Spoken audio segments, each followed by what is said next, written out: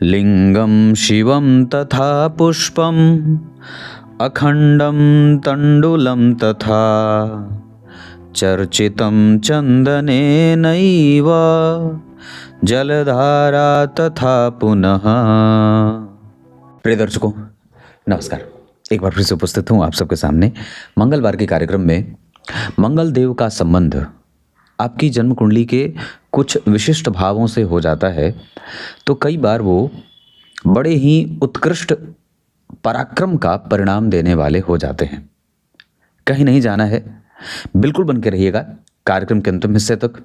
कार्यक्रम थोड़ा हो सकता है कि आप लोगों को लेट मिले, पर हाँ, बीच में बिल्कुल भी मैं कार्यक्रम को अवरोध में नहीं ले जाना चाहता हूँ।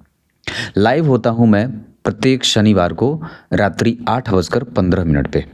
कुछ लोग मुझसे ये पूछते हैं, जैसे छठ घाट पे जब मैं गया था, तो जो मेरे दर्शक हैं जिनकी कुंडलियाँ मैंने पहले देख रखी हैं, वो जब मुझसे मिले तो वो ये कह रहे थे कि पंडित जी आप राशिफल क्यों नहीं बनाते हैं।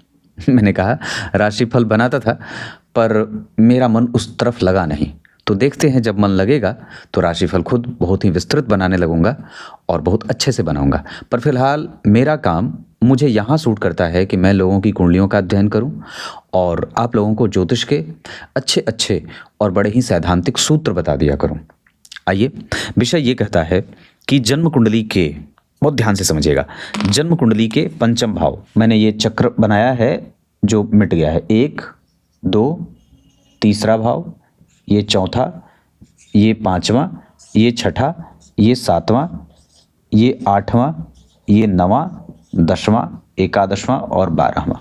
तो जन्म कुंडली का 5वां, जन्म कुंडली का 7वां, जन्म कुंडली का 9वां और जन्म कुंडली का 10वां। कौन कौन सा भाव मैंने बताया? पंचम भाव, सप्तम भाव, नवम भाव,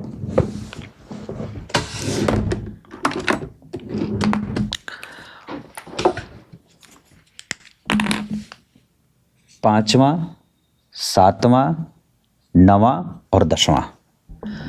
अगर इन भावों से, बहुत ध्यान से समझें, अगर इन भावों से या तो आपकी कुंडली के मंगल देव का संबंध बनता हो, मंगल यहीं बैठे हों, इस भाव के स्वामी के साथ यहीं बैठे हों, या नवम भाव के स्वामी के साथ यहीं बैठे हों, या दशम भाव के स्वामी के साथ यहीं बैठे हों, या तो मंगल पंचम, सप्तम, नवम और दशम भाव के स्वामी के संग बैठे हों, बैठना चाहिए, या तो फिर आत्मकारक ग्रह आपकी कुंडली का जो कोई भी ग्रह होता हो।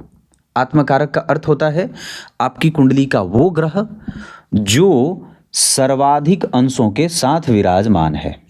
मतलब 1 से लेकर के 30 अंशों तक एक ग्रह की यात्रा होती है। तो जो सर्वाधिक अंशों के साथ विराजमान होगा वो ग्रह आपकी कुंडली का आत्मकारक ग्रह होगा। क्लियर है?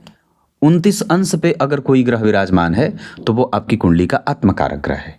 अगर 29.30 अंश पे कोई ग्रह विराजमान है तो आपकी कुंडली का वो ग्रह आत्मकारक हो जाएगा।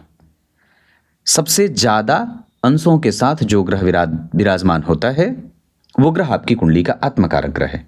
तो क्या सिद्धांत कहा कि इन भावों से, जहां जहां मैंने मंगल को बिठाया है, इन भावों के साथ मंगल बैठे हों उस भाव के स्वामी के साथ, या तो फिर आत्मकारक ग्रह इन भावों में बैठा हो।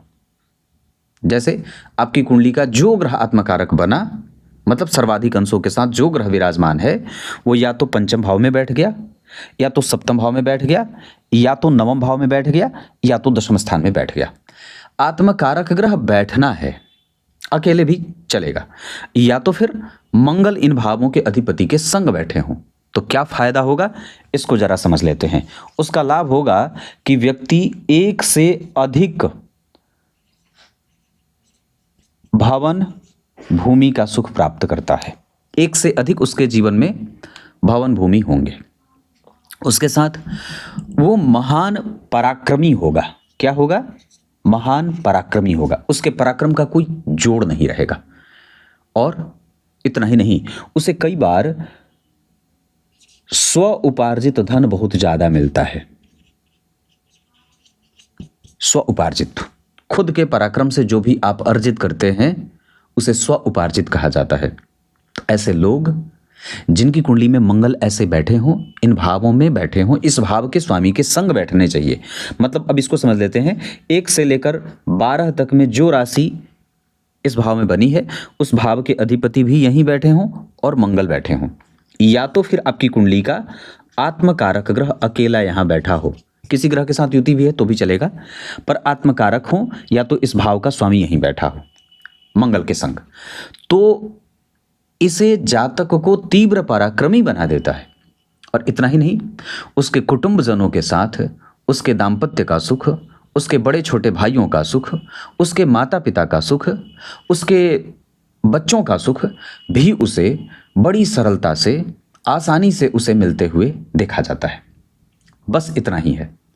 अगर ये सूत्र आपकी कुंडली पे लागू हो रहा है तो आप ये बात समझ लीजिए कि कुंडली आपकी बड़ी अच्छी है और भगवान की बड़ी कृपा है।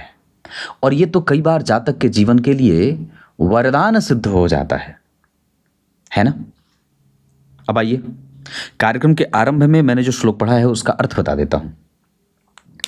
भगवान भोलेनाथ को अक्षत, चंदन निश्चित रूप से अर्पित करना चाहिए और साथ ही साथ जलधारा आवश्यक रूप से अर्पित करनी चाहिए। अक्षत बिना टूटा हुआ चावल, जैसे अक्षत जिसका जो क्षतिपूर्वक ना हो, जो जिसमें क्षति ना हो, जो टूटा ना हो, उसे अक्षत कहते हैं, तो अक्षत अर्पित करना चाहिए। चंदन और जलधारा, और सबसे अंतिम में या सबसे आरंभ में, चाहे जब भी बन पड़े, आप कभी भी प्रेम पूर्वक भगवान को बिल्वपत्र आवश्यक रूप से अर्पित करिए। कमल का फूल भी भगवान को बड़ी प्रिय है, अगर वो मिल जाए तो आप वो भी अर्पित कर सकते हैं। और सबसे ज्यादा क्या आवश्यक है, बेमन से तो भगवान कुछ ना अर्पित करें, ना कुछ आपका ग्रहण करते हैं। भगवान बेमन से आपका कुछ भी स्वीकार नहीं करते। सबसे ज्यादा आवश्यक है आपके मन का मिला होना। लोग कई बार पूछते हैं सूर्यार्घ में क्या क्या मिलाना चाहिए, मैंने कहा मन सबसे पहले मिला लेना। आप अक्षत डालें ना डालें, चंदन डालें ना डालें, पीला पुष्प मिलाएं ना मिलाएं, पर मन नहीं मिलाओगे तो सारा का मिलाना व्यर्थ है। मन तो मिलाना पड़ेगा। तो भगवान, ये बात बहुत आवश्यक होगी कि आप चाहे जो कुछ भी भगवान को अर्पित करें ना करें, मन जरूर अर्पित करिए। तब तक के लिए बहुत बहुत नमस्कार।